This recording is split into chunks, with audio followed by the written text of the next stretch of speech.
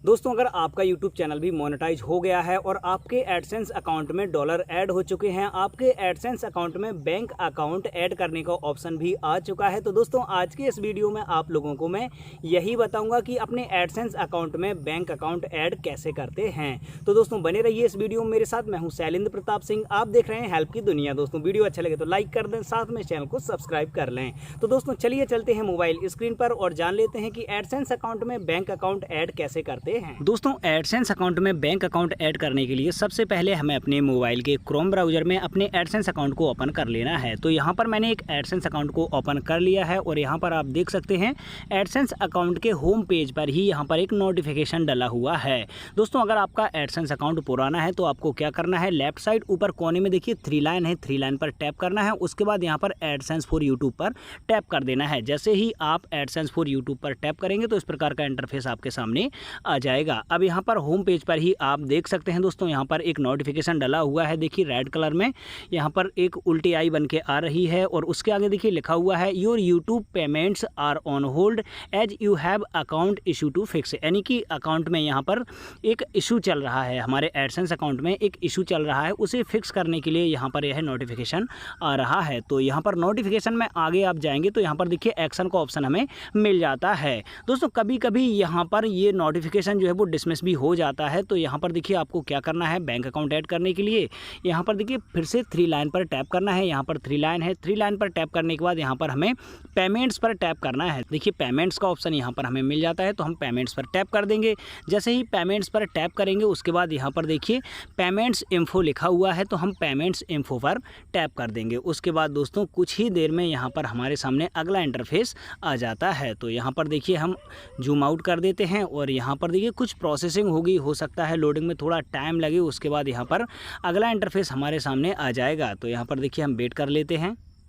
तो यहाँ पर आप देख सकते हैं इस प्रकार का इंटरफेस हमारे सामने आ जाता है और यहाँ पर देखिए एक नोटिफिकेशन यहाँ पर भी डला हुआ है, to receive payments please choose a valid payment method, यानी कि यहाँ पर हमने पेमेंट मेथड ऐड नहीं किया है। पेमेंट मेथड बैंक अकाउंट ही होता है क्योंकि हमें बैंक अकाउंट में ही पेमेंट रिसीव करनी होती है। तो यहाँ पर देखिए पेमेंट मेथड ऐड कैसे करना है उसके लिए देखिए यहाँ पर हमें ऑप्शन मिल जाता है। देखिए यहाँ पर हाउ यू गेट पेड लिखा हुआ है, यहाँ पर ऐड पेमेंट मेथड का ऑप्शन हमें मिल जाता है। तो ऐड पेमेंट मेथड पर हमें टैप करना है। जैसे ही ऐड पेमेंट मेथड पर हम टैप करेंगे तो कुछ ही देर में यहाँ पर अगला इंटरफेस हमारे सामने ऐड ए पेमेंट मेथड का आ जाएगा। यहाँ पर हमें अपनी बैंक डिटेल फिल करनी होती है। तो देखिए यहाँ पर ऐड ए पेमेंट मेथड। दोस्तों यहाँ पर देखिए बेनिफिशियरी आईडी पहले नंबर पे हमें मिल जाती है। यहाँ पर देखिए कुछ फॉर्म जैसा खुल के आ जाता है, यहाँ पर हमें डिटेल फिल करनी होती है। तो यहाँ पर बेनिफिशियरी आईडी जो लिखा हुआ है ऑप्शनल है, इसकी हमें कोई भी ज़रूरत नहीं है। उसके बाद यहाँ पर नेम ऑन बैंक अकाउंट लिखा हुआ है, तो हमारा बैंक में जो भी नेम है वो नेम यहाँ पर अपना हमें डालना है। बिल्कुल पासबुक पर जो होता है, बैंक की जो किताब होती है उस पर जो नाम है हमारा, वही नाम यहाँ पर हमें डालना होता है। उसके बाद बैंक नेम लिखा हुआ है, तो हमारी बैंक कौन सी है, बैंक का नाम यहाँ पर हमें डालना होता है। उसके बाद नीचे हम आएंगे तो यहाँ पर हमें IFSC कोड डालना होता है। उसके बाद यहाँ पर स्विफ्ट BIC लिखा हुआ है, स्विफ्ट कोड यहाँ पर हमें डालना होता है। दोस्तों स्विफ्ट कोड ही विदेशी पैसे को इंडियन रुपीज़ में कन्वर्ट करता है, यानी कि दूसरे देश की करेंसी को हमारे देश की करेंसी में स्विफ्ट कोड ही कन्वर्ट करता है। तो यहाँ पर स्विफ्ट कोड की हमें ज़रूरत पड़ती है। तो दोस्तों आप अपनी बैंक का स्विफ्ट कोड निकाल लें, नेट से भी निकल आता है, नहीं तो आप हमें कमेंट करके बताना, मैं आप लोगों को तरीका बता दूंगा कि किस प्रकार से स्विफ्ट कोड निकाला जाता है। अगर आपकी ब्रांच में स्विफ्ट कोड अवेलेबल नहीं है तो दोस्तों आप अपनी मेन ब्रांच का यहाँ पर स्विफ्ट कोड डाल सकते हैं। आपके एरिया में जो भी बड़ी बैंक है, आपकी बैंक की मेन ब्रांच है, उसका स्विफ्ट कोड यहाँ पर डाल सकते हैं। उसके बाद देखिए अकाउंट नंबर डालना है और फिर से अकाउंट नंबर डालना है। तो चलिए यहाँ पर मैं डिटेल फिल कर देता हूँ।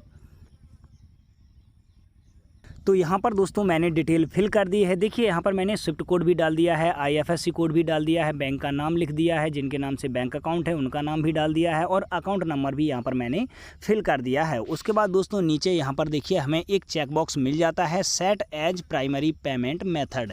तो दोस्तों यहाँ पर जो बैंक डिटेल हमने अभी फिल की है, जिसे हम ऐड करना चाहते हैं, इसी में पेमेंट लेना चाहते हैं, इसे प्राइमरी में हमें सेट करना होता है। तो यहाँ पर हमें चेक मार्क लगाना होता है प्राइमरी में सेट करने के लिए, क्योंकि दोस्तों कभी कभी हम यहाँ पर मल्टीपल बैंक अकाउंट भी ऐड कर लेते हैं। तो जिस बैंक अकाउंट को हम प्राइमरी में सेट करेंगे उसी में हमारा पेमेंट हमें रिसीव होगा। तो यहाँ पर चेक मार्क लगा दूंगा मैं, क्योंकि मैं इसी बैंक अकाउंट में पैसे रिसीव करना चाहता हूँ।